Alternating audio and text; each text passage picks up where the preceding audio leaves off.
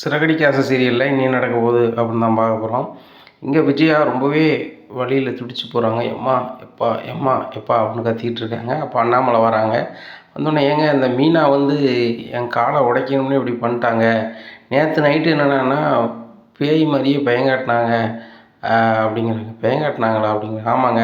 இந்த சுருதிக்கிட்ட என்னெல்லாமோ சொல்லி அவள் ஐஸ் வச்சிருப்பா போல். சுருதி வந்து அந்த பேய் மாதிரியே செல்லில் போட்டு விட்டா. எனக்கு ரொம்ப பயமாயிட்டு அப்படிங்கிறாங்க.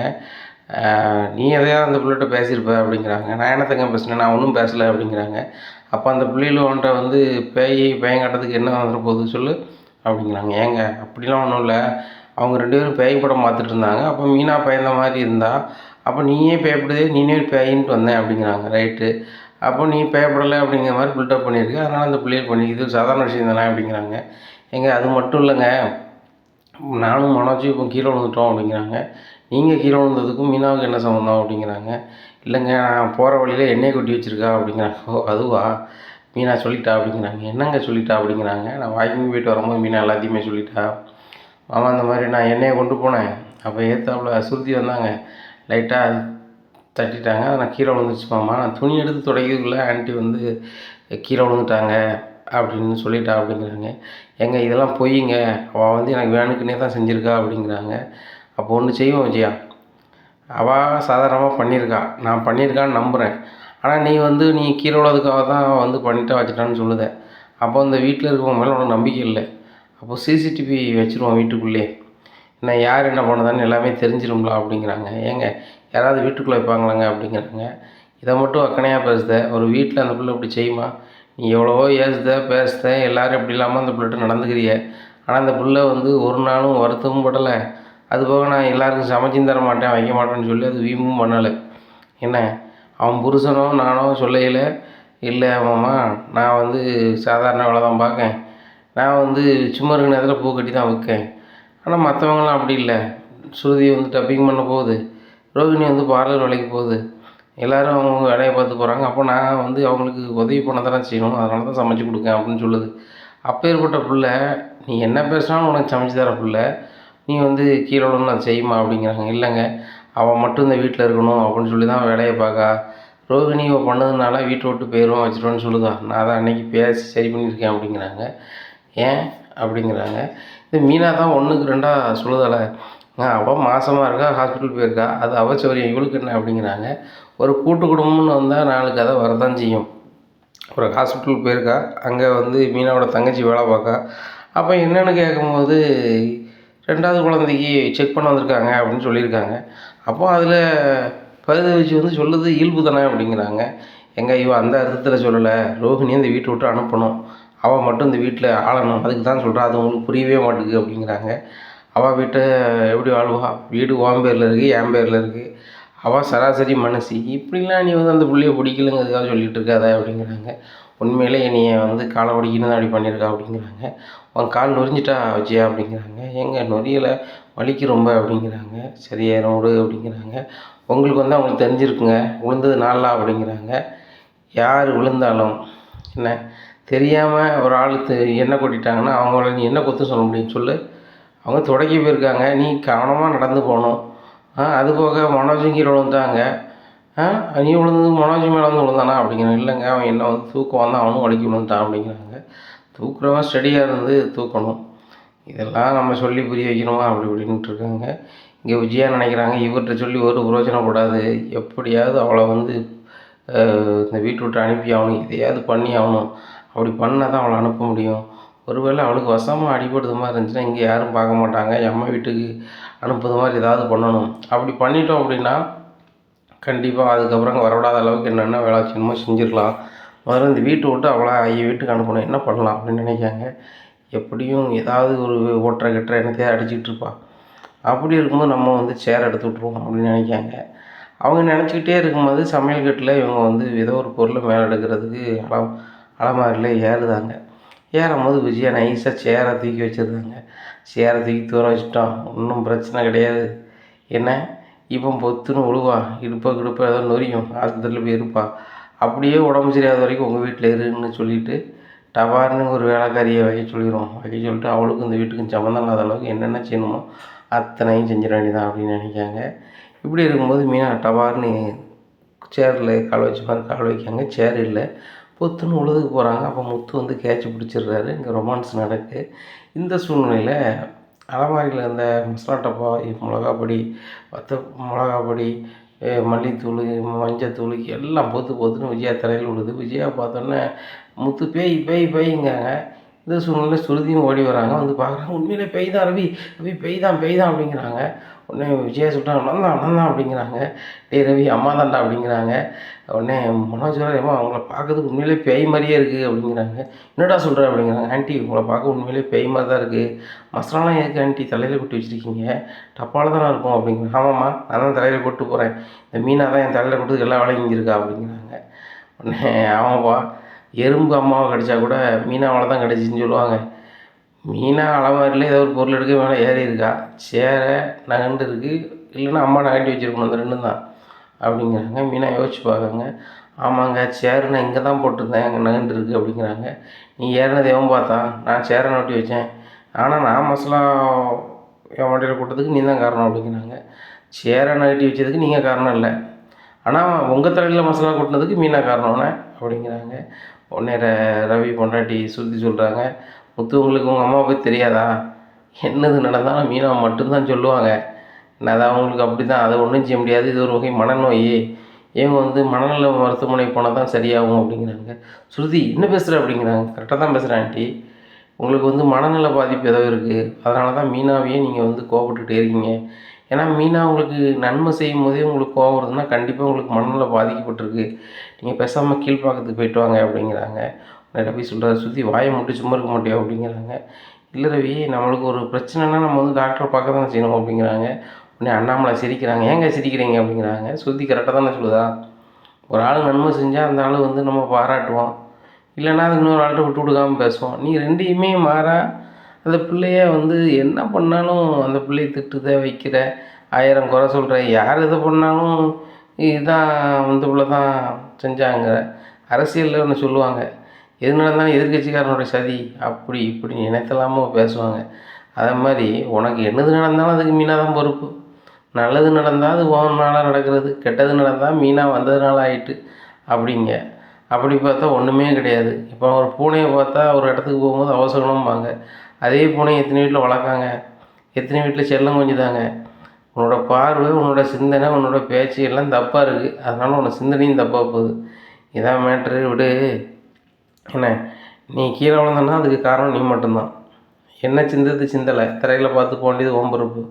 மசாலா டப்பா சிந்திச்சுன்னா அதுக்கு காரணம் நீ தான். அந்த பிள்ளை மேலே வேலை செஞ்சிகிட்ருக்கு, மசாலா டப்பா அதுக்கு எதிர்த்தாப்புல இருந்திருக்கு, அந்த பிள்ளை இந்த பரணை ஓரமாக ஏறியிருக்கு.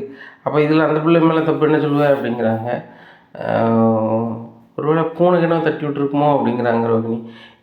ரோகிணி, நீ இன்னும் புரியாமல் பேசுத, பூனையும் தட்டி விடல, ஒன்றும் தட்டி விடல, அவள் தான் என் மேலே மிளகா பொடியெலாம் தொடரணும்னு சொல்லி டப்பாவை திறந்தே வச்சுருக்கா அப்படிங்கிறாங்க. அத்தை, அது மூடியோடு தான் மண்டையில் விழுந்து தான் கலந்துருக்கு அப்படிங்கிறாங்க. ஓ, அதனால தான் மூளை குழம்பிட்டா அப்படிங்கிறாரு மனோஜ். டேய் என்னடா பேசுகிற அப்படிங்கிறாங்க. இல்லைம்மா, அந்த சுருதி பிள்ளை சொல்லுதுன்னு சரியாதனமாக இருக்குது, மூளை குழம்பிச்சுன்னா இப்படி தான்மா ஏதாவது கோவம் வரும், வாங்க நம்ம பேசாமல் ஹாஸ்பிட்டல் போய்ட்டு வந்துடலாம் அப்படிங்கிறாங்க. உடனே ரோகிணி சொல்கிறாங்க, ஆமாம் ஆண்டி, நம்ம ஹாஸ்பிட்டல் போய்ட்டு வந்துடலாம், பட் அப்பா வந்து மண்டையில் பட்டிருக்குன்னு சொல்கிறாங்க, மண்டையில் எதுவும் அடிபட்டு செப்டிக் ஆகிருந்துச்சுன்னா அப்படிங்கிறாங்க. அப்படி சொல்கிறியாம்மா, சரி வா ஹாஸ்பிட்டல் போயிடலாம் அப்படின்னு சொல்லிட்டு கிளம்பி போகிறாங்க.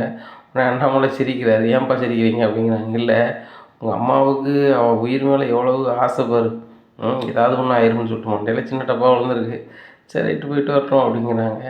உடனே முத்து சொல்கிறப்ப அதெல்லாம் பெரிய அளவில் பாதிக்காதல்லப்பா அப்படிங்கிறாங்க.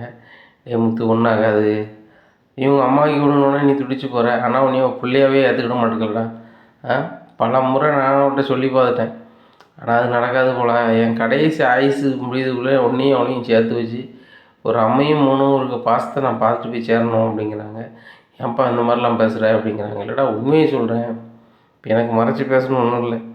ஒரே வீட்டில் எல்லோரும் இருக்கோம், ஒரு தாயும் மகனும் ஒழுங்காக பேசாமல் மூணாவது மனுஷர் மாதிரி பேசுகிறதோ பழகிறதோ, இதை பார்க்கும்போது எனக்கு ரொம்ப மனதுக்கு சங்கடமாக தான் இருக்குது.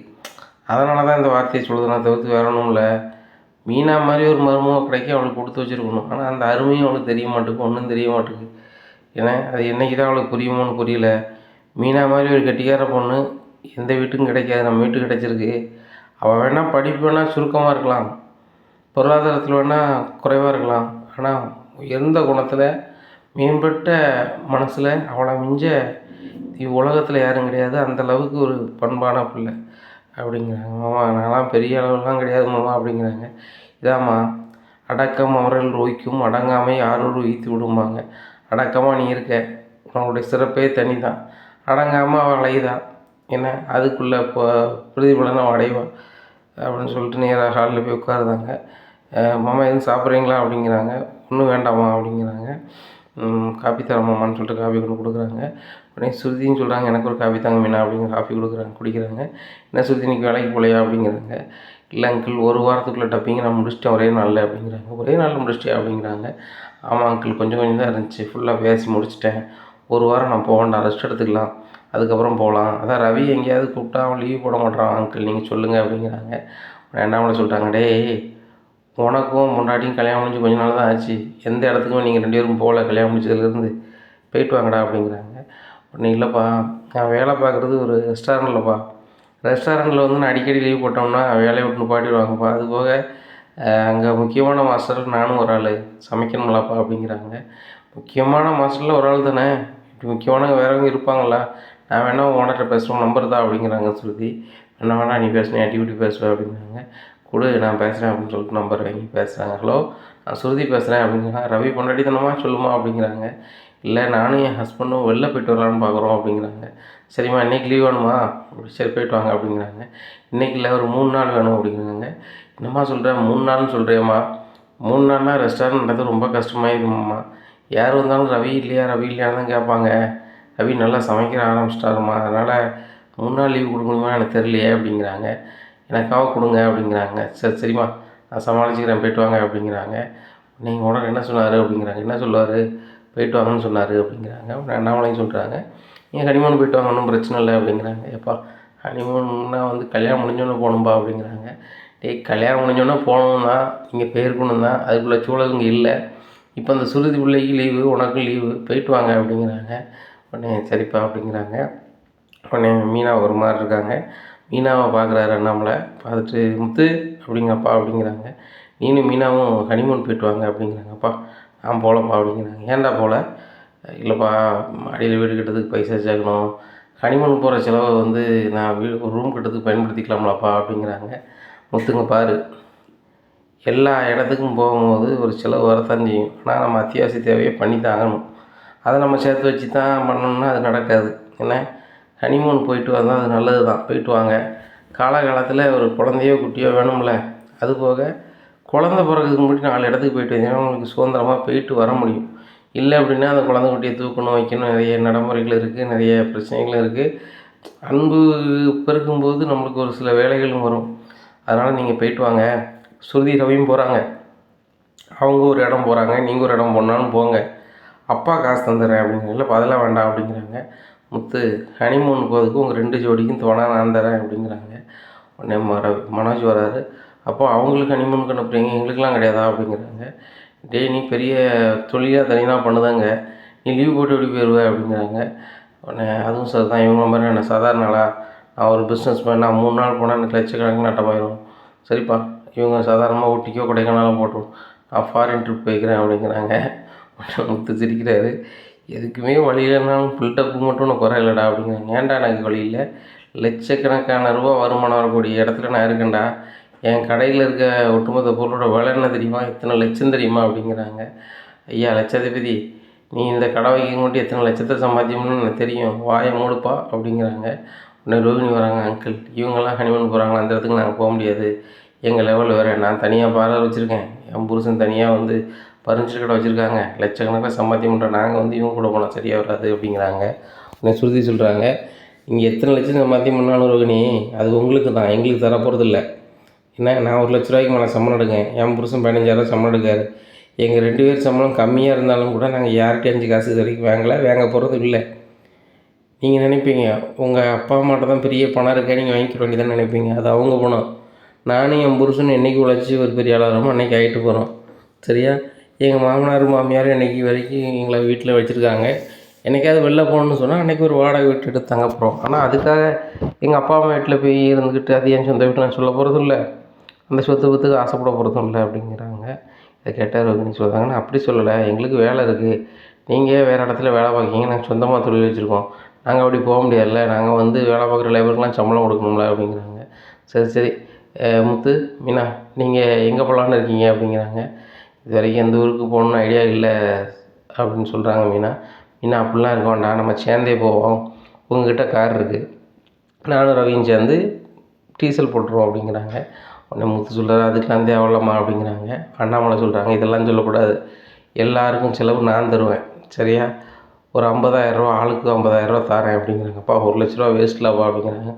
அதெல்லாம் ஒன்றும் இல்லைடா, என்ன ஆளுக்கு 50 தரேன், எங்கே போய்ட்டு வரீங்களோ போய்ட்டு வாங்க, மிச்சம் இருந்தால் கொண்டு கொடுங்க, இல்லையா வச்சுக்கிடுங்க அப்படிங்கிறாங்க. அப்பா அது எதுக்குப்பா 1,00,000 வேஸ்ட்டா அப்படிங்கிறாங்க. ஆமாப்பா அப்படிங்கிறாரு ரவி. இல்லை 1,00,000 தரேன் அப்படின்ட்டு இருக்கும்போது விஜயா வராங்க. என்னங்க எதுக்கு 1,00,000 அவங்களுக்கு கொடுக்க போகிறீங்க அப்படிங்கிறாங்க.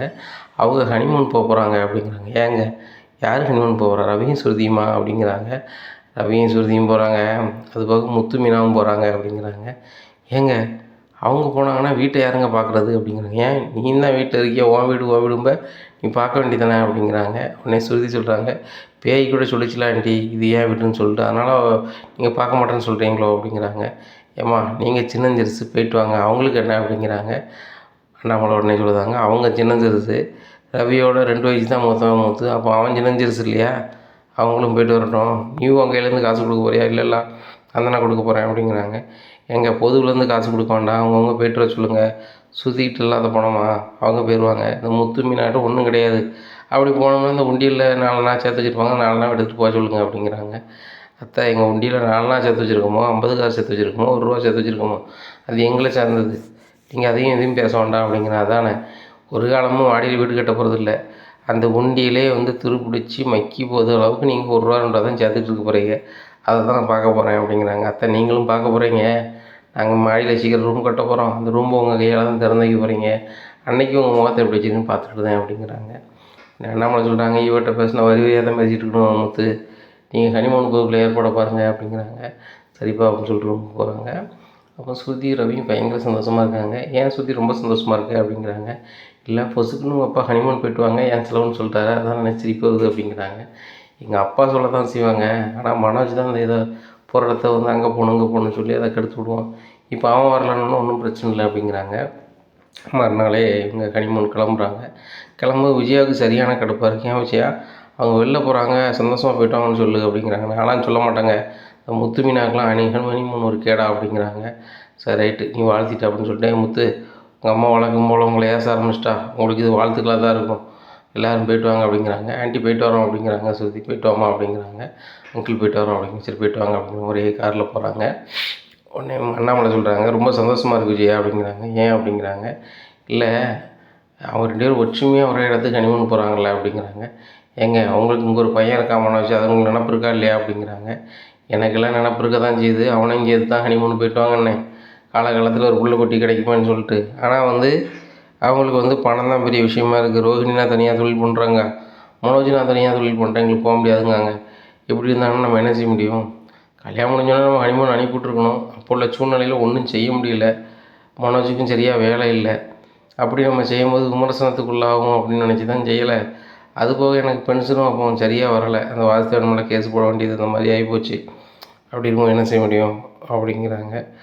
எங்க இவங்களுக்கெல்லாம் நீங்கள் செலவு பண்ணி அனுப்பணுமா அந்த முத்து மீனாவுக்கு அப்படிங்கிறாங்க. முத்து என் பையன், மீனா என் மருமவா, நான் அன்பு தானே செய்யணும், இதெல்லாம் நீ தலையிட்டு இருக்காத, நீ காசு கொடுக்கலாம் வேலையை மட்டும் பாரு அப்படிங்கிறாங்க. விஜயாவுக்கு சரியான கடுப்பாக இருக்குது. அவளை வீட்டை விட்டு அனுப்பலான்னு நானும் பல முயற்சி பண்ணிகிட்டு இருக்கேன், இவரோட இந்த வீட்டோட வாரிசை அவள் சமக்கிறதுக்கு என்ன வழி பண்ணணுமோ அவர் எல்லாம் பண்ணிகிட்ருக்காரு. போகிற பக்கம் பார்த்தா அவள் இந்த வீட்டை விட்டே போக மாட்டா போலையே, நம்மளை தினம் இங்கே இருந்து அசிங்கப்படுத்திக்கிட்டே இருப்பா போலையே. இவர் வேறு அவளுக்கு வந்து வலுவாக சப்போர்ட் பண்ணுறாரு, என்ன பண்ணலாம், ஊர்லேருந்து வரதுக்குள்ளே இவளுக்கு ஏதாவது மைனஸ் ஒரு வாக்கிங் வைக்க முடியுமா அப்படி இப்படிலாம் பயங்கரமாக யோசிச்சு பார்க்குறாங்க. அங்கே ஹனிமூன் போன இடத்துல ரொம்ப சந்தோஷமாக என்ஜாய் பண்ணுறாங்க. முத்து மீனாவுக்கு ரொம்ப சந்தோஷமாக இருக்குது. அப்போ மீனாட்ட கேட்குறாங்க, மீனா இந்த மாதிரி நான் டியூர் வந்திருக்கியா அப்படிங்கிறாங்க. ஏங்க நான் ஊரை விட்டு வந்ததே கிடையாதுங்க, சென்னையை விட்டு எனக்கு ஒரு ஊரும் தெரியாது, ஸ்கூல் படிக்கும்போது சென்னை ஊருக்குள்ளே ஒரு கோயிலுக்கு திருத்தணியாக அங்கே கூட்டி போனாங்க பஸ்ஸில், அதோட சரி அதுக்கப்புறம் எங்கேயும் போகல அப்படிங்கிறாங்க. அப்போ மீனா கோயிலை தவிர நீ எங்கேயும் போனது இல்லையா அப்படிங்கிறாங்க. தெரியாதுங்க, மெரினா பீச்சுக்கு போகணுன்னு எங்கள் அம்மா சொல்லிகிட்டு இருந்தாங்க, அப்பா சொல்லிகிட்டு இருந்தாங்க, எனக்கு இவ்வளோ வயசாகி போச்சு அங்கே போகவும் செய்யலை அப்படிங்கிறாங்க. அப்போ மீனா நீ ஒரு இடத்தையும் பார்க்கலையா அப்படிங்கிறாங்க. எங்கெங்கே பார்க்க முடியும், அந்த நேரத்தில் பூ வியாபாரம் பண்ணால் வீட்டுக்கு 2 ரூபா காசு கிடைக்கும்னு சொல்லிட்டு தெரு தெருவாக பூ வித்துட்ருப்பேன். சைக்கிளில் போவேன், அப்பாவுக்கு மார்க்கெட்டில் போய் பூ வாங்கி கொடுப்பேன். அதுக்கு முன்னாடி ஸ்கூலில் படித்தேன். இப்படியே வாழ்க்கை போயிடுச்சு அப்படிங்கிறாங்க. சரியா போச்சு போ அப்படின்னு சொல்லிட்டு அங்கே போட்டிங்கெல்லாம் போகிறாங்க. இங்கே சுதி ரவியும் போகிறாங்க. இவங்களுக்கு ரொம்ப சந்தோஷமாகவும் ஜாலியாகவும் இருக்குது. ஏன்னா முத்து மீனாவும் இருக்கிறாங்க. எந்த பிரச்சனை வந்தாலும் அவங்க பார்த்துப்பாங்க அப்படிங்கிற நம்பிக்கை வந்து சுதிக்கு இருக்குது. ரவி சொல்கிறாரு ரொம்ப சந்தோஷமாக இருக்குது, மனோஜ் வந்தால் நல்லா இருந்திருக்கும்ல அப்படிங்கிறாங்க. அவன் அந்த ஓடுகாலி வந்து பணம் தானே இருப்பான் ரவி. மாடியில் வீடு கட்டணும் தான், எங்களுக்கும் பைசா தேவை தான், உனக்கு ரெஸ்டாரண்ட் வைக்க உனக்கும் பணம் தேவை தான். ஆனாலும் பொண்டாட்டி முக்கியம், அவங்களுக்காக கொஞ்சம் நேரத்தை செலவிடணும். அதுபோக அப்பா ரொம்ப ஃபீல் பண்ணுறாரு, சீக்கிரம் வாரிசு வரணும், என் காலத்துக்கு முன்னாடி என் பையங்களுக்கு வாரிசை நான் பார்த்துடணும்னு நினைக்கிறேடா, அதனால் அதுக்குள்ளே முயற்சிகள் இறங்குங்க அப்படிங்கிறாங்க. நான் என்னடா சொல்கிறது, சுதி தான் வந்து குழந்த பெற்றுக்க மாட்டேன், வச்சுக்க மாட்டேன், இல்லைனா வந்து நான் வந்து வாடகை தாய் தான் பண்ணுவேன் அப்படி இப்படின்னு சொல்லிகிட்ருக்கேன். அதாண்டா ரொம்ப கடுப்பாக இருக்குது. அந்த நிகழ்ச்சியில் கூட பார்த்தல, சிறந்த தம்பதி நிகழ்ச்சியில் கூட பார்த்தல, 3 குழந்தை பெற்றுக்கணுங்க. ஆனால் அவள் வந்து ஏன்னே கேட்காம அப்படி சொல்லலாங்கிறா. இதுக்குள்ளே குழப்பமாக இருக்குது அப்படின்ட்டு இருக்கும்போது சுருதி வந்துடுறாங்க. என்ன பேசிகிட்டு இருக்கீங்க அப்படிங்கிறாங்க. சுருதி நான் உனக்கு ஒன்று சொல்லட்டுமா அப்படிங்கிறாங்க. சொல்லுங்கள் முத்து, நீ எப்பவும் பலகுரம் தானே கூப்பிடுவீங்க, இப்போ என்ன சுருதின்னு கூப்பிட்றீங்க அப்படிங்கிறாங்க. ஏம்மா நீ என் தம்பி பொண்டாட்டி, நீ நான் கிண்டல் பண்ணி என் குழந்தையாங்க முறையில் என்னாலும் பேசுவேன், பேசியிருக்கேன், இனிமேலும் பேசக்கூடும். ஆனால் ஒன்று மட்டும் சொல்லுதம்மா, உங்களுக்குன்னு ஒரு வாரிசு வரணும். என் தம்பி கடைக்குட்டி, அவனை தூக்கி தான் நாங்கள் கொஞ்சிருக்கோம். அவன் பிள்ளையோ பையனோ பொண்ணோ அதை தூக்கி கொஞ்சம்னு எனக்கு ஆசை இருக்குது. எங்கள் அப்பாவுக்கு கடுமையான ஆசை இருக்குது. எங்கள் அப்பா வந்து நல்ல வாழ்ந்த மனுஷன், யார்கிட்டையும் 5 காசு வாங்காமல் நேர்மையாக ரயில்வேல வேலை பார்த்தாள். அதுபோக பொது இடத்துல கூட யாருமே எங்கள் அப்பாவை குறைச்சி மதிப்பிட்டு பேச மாட்டாங்க. அப்பேற்பட்ட மனுஷனை சந்தோஷப்படுத்தணுன்னா நீங்கள் வந்து சீக்கிரம் குழந்தை பெற்றுக்கிட்டேன்னா எங்கள் அப்பா ரொம்ப சந்தோஷப்படுவார் அப்படிங்கிறாங்க.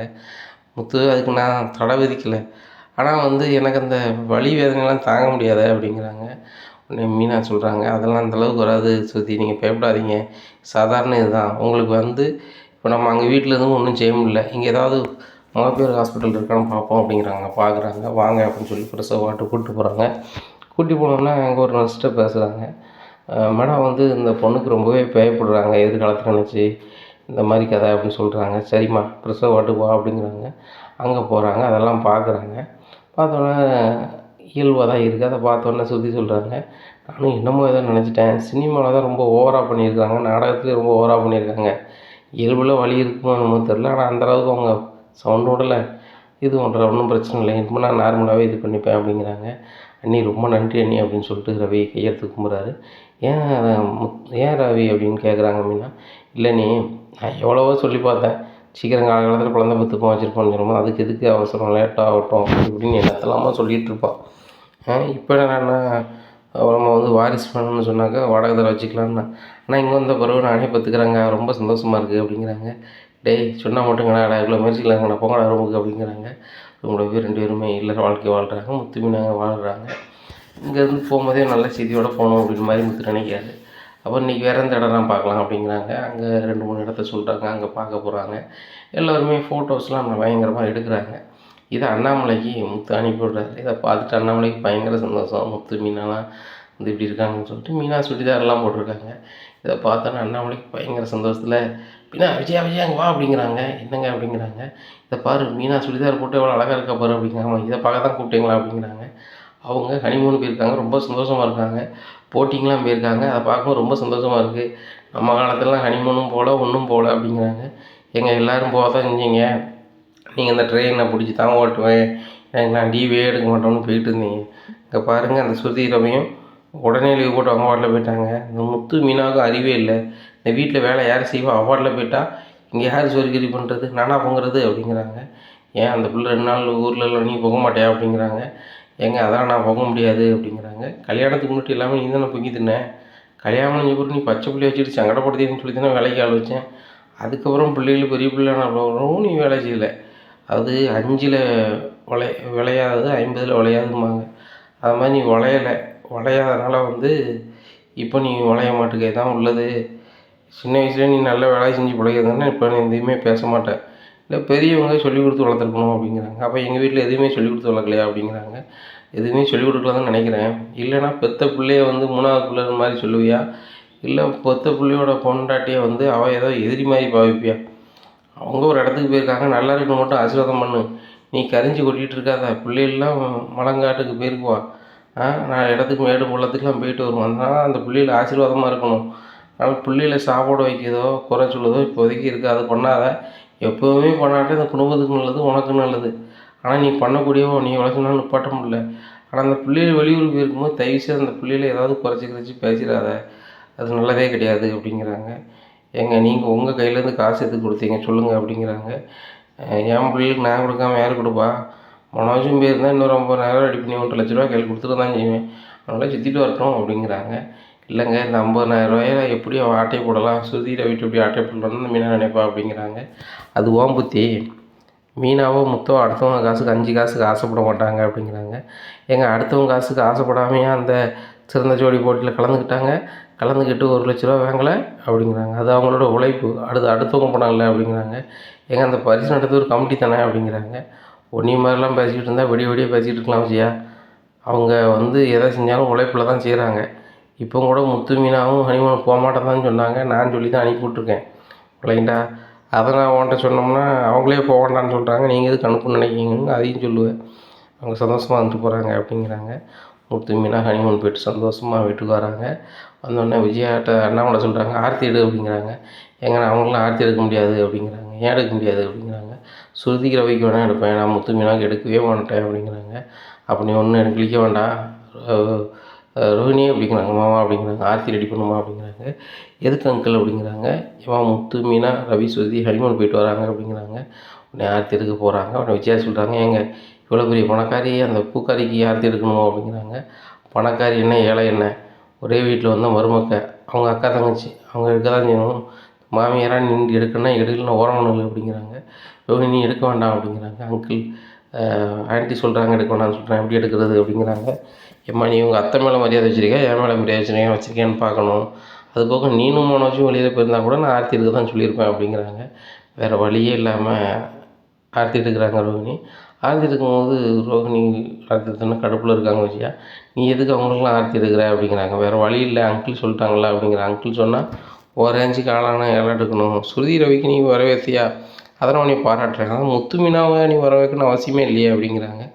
உடனே முத்து பண்ணுறவங்களாம் எங்களுக்கு கொடுக்குறப்ப உனக்கு எந்த பிடிக்கும்ப்பா சாப்பிடுப்பா, அம்மாவுக்கு கூட இந்த ஸ்வீட்டு வாங்கிட்டு வந்தோம்பா அப்படிங்கிறாங்க. அம்மாவுக்கும் அந்த ட்ரெஸ் வாங்கிட்டு வந்தோம்பான்னு சொல்லி கொடுக்குறாங்க. யாரோட ட்ரெஸ் எனக்கு தேவையில்லை, 100 ரூபாய்க்கோ 200 ரூபாய்க்கோ வாங்கியிருப்பாங்க அப்படிங்கிறாங்க. உடனே முத்து சொல்கிறாரு இந்த சேலையோட விலை 5000 ரூபா, 100 ரூபாய்க்கோ 200 ரூபாய்க்கோ வாங்கலை, அதுபோக இந்த ஸ்வீட் உங்களுக்கு ரொம்ப பிடிக்கும்னு தெரியும், அதையும் வாங்கியிருக்கேன், நெய்யால் செஞ்சது. இந்த ஸ்வீட் வந்து 1 கிலோ 600 ரூபா வாங்கியிருக்கேன் அப்படிங்கிறாங்க. உடனே எனக்கு ஒன்றும் வேண்டாம் அப்படிங்கிறாங்க. முத்து மீனாவும் போயிடுறாங்க. போனோடனே அந்த ஸ்வீட் எடுத்து உழைச்சி வாயில் வைக்கிறாங்க. என்ன விஜயா ஆட்கள் நேரில் இருக்கும்போது விரும்பி பேசினேன், அவங்க போனோன்னே உடனே எடுத்து சாப்பிட்ற அப்படிங்கிறாங்க. எங்கள் பொருள் கெட்டு போயிட்டா நல்லா இருக்கான்னு பார்த்தாங்க அப்படிங்கிறாங்க. பொருள் கெட்டு போயிட்டா டேஸ்ட்டுன்னு பார்க்கறதுக்கு லைட்டாக வைப்பாங்க, நீ பாதி பொருள் சாப்பிட்டியா அப்படிங்கிறாங்க. ஏங்க நீங்கள் வேறு சும்மா இருங்க அப்படின்னு சொல்லிட்டு அந்த பார்சல் எடுத்துகிட்டு ரூம் பார்த்து போயிடுறாங்க. அங்கே போய் சேலையை உழைச்சி பார்க்காங்க. ரொம்ப சூப்பர் சேலையாக இருக்குது, விலையும் நல்லா கூடின சேலையாக இருக்குது, நல்லா தான் இருக்குது. இவன் வந்து எனக்கு எடுத்து வந்திருக்க மாட்டான், வெறுங்கையோடு போகக்கூடாது, அவங்க அப்பாவுக்கு ட்ரெஸ் எடுத்தோமே எனக்கும் ட்ரெஸ் எடுக்கலன்னு எடுத்துருப்பான், ஆனால் அவருக்கு எவ்வளோ துணிமணி எடுத்துருக்கான்னு பார்க்கணுமே அப்படின்னு சொல்லிட்டு போகிறாங்க. அங்கே பில்லை பார்க்குறாங்க. அவங்க அம்மாவுக்கும் அப்பாவுக்கும் ஒரே ரேட்டில் எடுத்திருக்காங்க. ஒரே ரேட்டில் தான் எடுத்துருக்காங்க அப்படின்னு சொல்லிட்டு போகிறாங்க. என்ன விஷயம் எனக்கு உள்ள துணிமணியில் ரேட்லாம் பார்த்துட்ருக்க அப்படிங்கிறாங்க. இல்லைங்க எனக்கு கூண்டது வாங்கியிருக்கானா உங்களுக்கு கூண்டது வாங்கியிருக்கான்னு பார்த்தேன் அப்படிங்கிறாங்க. உடனே அண்ணாமலை சொல்கிறாங்க பார்க்காமே, உனக்கு எனக்கு என்னையும் ஈக்குவலாக தான் வாங்குவான். மனோஜா உன்னை ஐஸ் வைக்கணும்னு சொல்லிட்டு உனக்கு கூட சில விலை கூண்டது வாங்கி தந்துட்டு எனக்கு ஒரு 100 ரூபா 200 சட்டை வாங்கி தரதுக்கு அப்படிலாம் கிடையாது. முத்து என்றைக்கும் முத்து தான், மீனா வைரம்னா வைரம் தான் அப்படிங்கிறாங்க. ஆமாங்க முத்து மீனா பூக்காரி வந்து வைரம் 2 பேரையும் நான் கடையில் கொண்டு விற்றுருங்க அப்படிங்கிறாங்க. நான் ஏன் வைக்க போகிறேன், அவங்க நல்ல நிலைமைக்கு வருவாங்க அப்படிங்கிறாங்க. ஏங்க அந்த உண்டியில் உள்ள பணத்தையும் அவங்க எட்டு போயிட்டாங்களா அப்படிங்கிறாங்க. அவங்க உண்டியில் உள்ள பணத்தை நான் தான் எடுக்க வேண்டாம்னு சொல்லிட்டேன், கையில் செலவுக்கும் பண்ண வேண்டாம்னு சொல்லிட்டேன். இப்போ அந்த பணத்தை டூருக்கு போய்ட்டு மீதி பணத்தை எனக்கு தந்துட்டாங்க அப்படிங்கிறாங்க. எவ்வளோங்க தந்தாங்க அப்படிங்கிறாங்க. நான் 50,000 கொடுத்தேன், முத்து 15,000 செலவு பண்ணிவிட்டு மீதி 35,000 கொண்டு தந்துட்டான் அப்படிங்கிறாங்க. எங்கள் இதை நான் நம்பணுமா அப்படிங்கிறாங்க. என்ன பாரு அப்படிங்கிறாங்க. அப்போ ஸ்ருதி ரவி எவ்வளோங்க தந்தாங்க அப்படிங்கிறாங்க. ஸ்ருதி ரவி நான் 50 ரூபா காணலை, கூட நாங்கள் 20,000 செலவு பண்ணிட்டோம்னு சொல்லிச்சு அப்படிங்கிறாங்க. அதாங்க பணக்காரி ரேஞ்சு, இது தர டிக்கெட்டு, அவங்க எல்லா இடமும் சுற்றி பார்த்துருப்பாங்க, இவங்க ரூமில் வாடகை மட்டும் கொடுத்துட்டு ரூமில் இருந்திருப்பாங்க அப்படிங்கிறாங்க. உடனே ஸ்ருதி வராங்க, ஆண்டி மீனாவை குறை பேசாமல் உங்களுக்கு கஷ்டமாக இருந்திருக்கும், இப்போ மீனா வந்தோடனே உங்களுக்கு அல்வா சாப்பிட்றது மாதிரி இருக்குமே, மீனாவை குறை பேசிட்டே இருக்கணும் ஆண்டி. இதே இது மீனா இடத்துல நீங்கள் இருந்து பாருங்கள், ஒரு நாள் இருக்க மாட்டீங்க.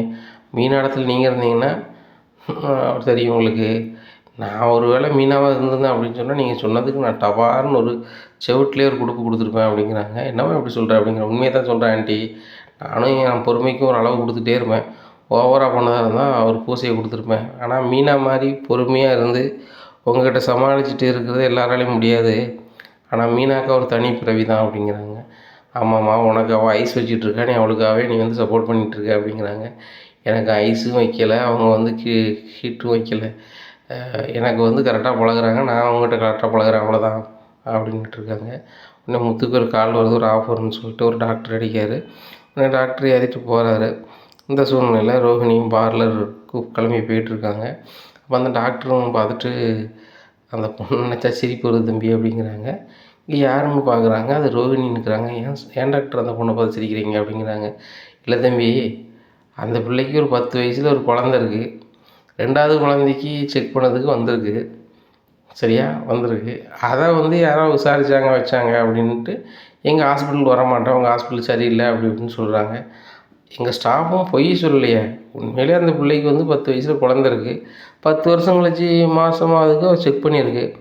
சரி ரைட்டு, அது அவங்க விருப்பம். ஆனால் எங்கள் ஹாஸ்பிட்டலில் ஒரு மாதிரி பேசிடுச்சு, அதான் ரொம்ப கஷ்டமாக இருக்குது. அந்த பிள்ளை தப்பே செய்யாத அளவுக்கு பண்ண மாதிரி சொல்லுது. ஆனால் அந்த பிள்ளைக்கு ஒரு குழந்தைய பற்றி இருக்குது, ஆனால் இப்போ 2வது குழந்தைக்கு இதாகுது. இதில் எதுவுமே பொய் இல்லை. ஆனால் ஹாஸ்பிட்டல் ரூல்ஸை மதிக்க தெரியுதா அப்படி இப்படின்னு ஒரு மாதிரி பேசிவிட்டாங்க. நான் கூட அந்த ஹாஸ்பிட்டலில் வேலை பார்க்குறேன், சீத்தாங்க அந்த பிள்ளையை சஸ்பெண்ட் பண்ண போயிட்டேன். என்ன சார் அப்போ வேலை விட்டு போட்டிங்களா அப்படிங்கிறாங்க. நீங்கள் எது தம்பி ஷாக்காரீங்க அப்படிங்கிறாங்க. சார் சீதாவோட மாமா தாங்க நான், என் பொண்டாட்டியோட தங்கச்சி அப்படிங்கிறாங்க. அப்படியே தம்பி அப்படிங்கிறாங்க. ஆமாம் சார் அப்படிங்கிறாங்க. அவங்க நீங்கள் தானே எனக்கு தெரியாது தம்பி, அந்த பொண்ணு வந்து அந்த ரகசியத்தை சொல்லிட்டான்னு சொல்லி அவளை சஸ்பெண்ட் பண்ணி வேலையை விட்டு நிப்பாட்டிடலான்னு பார்த்தேன், டிஸ்மிஸே பண்ணிடலான்னு பார்த்தேன். ஆனால் அந்த பிள்ளை ரிக்வெஸ்ட் பண்ணதுனால அரசம்பளத்தில் இது பண்ணிட்டேன், என்னோடய புரிதல் இல்லாமல் பண்ணிட்டேன். முத்து உங்கள் குழந்தைன்னு எனக்கு தெரியாது, நான் ஃபுல் சம்பளமே கொடுக்க சொல்லிடுறேன், ஆனால் இன்னமும் பண்ண சொல்லாதீங்க. நம்ம ஒரு பொண்ணை பார்த்தோம், அதில் அந்த பிள்ளை பேர் ஏதோ ரோஹிணின்னு நினைக்கிறேன். அந்த பிள்ளைக்கு 10 வருஷத்துக்கு கல்யாணம் ஆகி பிள்ளை இருந்திருக்கு, இப்போ பிள்ளை இல்லைன்னு சொல்லி அது செக்கப்புக்கு வந்திருக்கு 2வது வேணும்னு சொல்லி. எப்படி அந்த பையன் 10 வருஷம் வந்திருப்பான், அவங்க உடனே வந்திருக்கலாம். இவ்வளோ லேட் பண்ணது அது ஒரு தவறு. அதுக்கப்புறம் குழந்த பிறகுமான்னு நம்மளால் சொல்ல முடியாது. இப்படி இருக்கும்போது அவங்க உண்மையை வந்து வேறு யாருக்கும் தெரிஞ்சிடக்கூடாதுன்னு சொல்லிட்டு சொல்லுதாங்க. புருஷன் பொண்டாட்டிகளுக்கு ஒரு குழந்த இருக்குது, 2வது குழந்தைக்கு பார்க்காங்க, இது யாருக்கு தெரிஞ்சானே தெரியாட்டானே, உலகத்தில் நினச்சா சிரிப்பாக தான் இருக்குது அப்படிங்கிறாங்க. இதை பூராமே முத்து வந்து முதல்ல சொல்ல ஆரம்பிச்சிருந்து செல்ஃபோனில் முன் கேமராவில் பதிஞ்சிடுறாங்க. பதிஞ்சிட்டு சார் நீங்கள் சொன்ன இடம் வந்துட்டு சார் அப்படிங்கிறாங்க. நேரான முத்து மனசு கேட்காம தான் சொன்னேன், நானும் ஹாஸ்பிட்டலுக்கு கதையை சொல்லியிருக்கக்கூடாது, ஆனால் உலகம் இப்படிலாம் இருக்குது தம்பி, சரி போய்ட்டு வரேன் தம்பி அப்படின்னு சொல்லிட்டு கிளம்பி போகிறாங்க. முத்து மறுபடியும் அந்த இவங்க பேசின டாக்டர் பேசின வீடியோவை போட்டு பார்க்காரு, கரெக்டாக இருக்கா, இதை காமிச்சிடலாமா அப்படின்னு சொல்லிட்டு கரெக்டாக இருக்குது. நேராக அண்ணாமலைக்கு ஃபோன் அடிக்காங்க. அப்பா எங்கே இருக்க அப்படிங்கிறாங்க. டேய் நான் எங்கே இருப்பேன், பார்க்கில் இருக்கேன் அப்படிங்கிறாங்க. நானும் பார்க்குக்கு வரேன்ப்பா அப்படிங்கிறாங்க. என்னடா என்னாச்சு அப்படிங்கிறாங்க. இல்லைப்பா நானும் ஹனிமூனும் அங்கே எங்கேன்னு போனலப்பா, வாக்கிங் போனோன்னா சுறுசுறுப்பு இல்லைப்பா அப்படிங்கிறாங்க. சரி வா, நான் பார்க்கில் உட்காந்து பேசிகிட்டு இருந்தேன், நீனும் இன்னும் காலையில் எழுந்திரிச்சி அப்புறம் பார்க்குக்கு போ, இல்லைனா எங்கேயோ வாக்கிங் போ, அப்போ தான் உடலுக்கு நல்லது அப்படிங்கிறாங்க. சரிப்பா அப்படிங்கிறாங்க. எப்பா நம்ம 2 தனியாக பேசுகிற அளவுக்கு ஒரு இடம் வேணும்பா அப்படிங்கிறாங்க. என்னப்பா அப்படிங்கிறாங்க. வாங்கப்பா அப்படின்னு சொல்லிட்டு ஒரு தெருவில் போய் உட்கார வைக்காரேப்பா, இதை ஹெட்ஃபோன் போட்டு கேளுப்பா அப்படிங்கிறாங்க. ஹெட்ஃபோன் போட்டு விட்றாங்க. விடும்போது ஓப்பன் பண்ணுறா அப்படிங்கிற, ஓப்பன் பண்ணுறாங்க. வீடியோ ஓடுது. வீடியோவில் ஒரு டாக்டர் பேசுகிறாரு. பேசும்போது யாரை பற்றி பேசுகிறாங்கன்னு பார்த்தா ரோஹிணியை பற்றி பேசுகிறாங்க. இதை கேட்டோடனே அண்ணாமலை ரொம்பவே ஷாக் ஆகிடுறாங்க. முத்து என்னாச்சு அப்படிங்கிறாங்க. எப்பா ஃபுல்லாக கேளுப்பா அப்படிங்கிறாங்க. ஃபுல்லாக கேட்குறாங்க. அதில் ரோஹிணியை பற்றி அந்த டாக்டர் கழுவி ஊற்றின விஷயம் எல்லா விஷயமும் இருக்குது. இதை கேட்டால் அண்ணாமலை ரொம்ப ஷாக் ஆகிடுறாங்க. முத்து இப்படி பண்ணியிருக்கா அப்படிங்கிறாங்க. எப்போ பார்லரே வைக்காமல் வேலை பார்த்துட்டு ஓனான்னு சொல்கிறது இந்த பொண்ணு என்னெல்லாம் சொல்லியிருப்பா, பொண்ணு ஒரு ஃப்ராடுப்பா, ஃப்ராடு வேலை எல்லா வேலையும் பண்ணியிருக்கு, இந்த வீடியோ நீ அம்மாட்ட கொண்டு காமிப்பா அப்படிங்கிறாங்க. டேய் இதை பார்த்தா விஜயா தாங்க மாட்டாடா அப்படிங்கிறாங்க. இல்லைப்பா அம்மா பார்க்கணும், அப்போ தான் அந்த ரோஹினுடைய தில்லாலங்கடி வேலைலாம் தெரிய வரும், அதுக்கப்புறமா அது அம்மா வந்து அந்த பொண்ணை கரெக்டாக நடத்துவாங்க அப்படிங்கிறாங்க. இதை கேட்டால் அண்ணாமலை சரி அப்படிங்கிறாரு. என்ன நடக்கும் அப்படிங்கிறத பொறுத்து இருந்து பார்க்கலாம். நம்ம சேனல் நீங்கள் மறக்காமல் லைக் அண்ட் சப்ஸ்கிரைப் பண்ணுங்கள். நன்றி, வணக்கம்.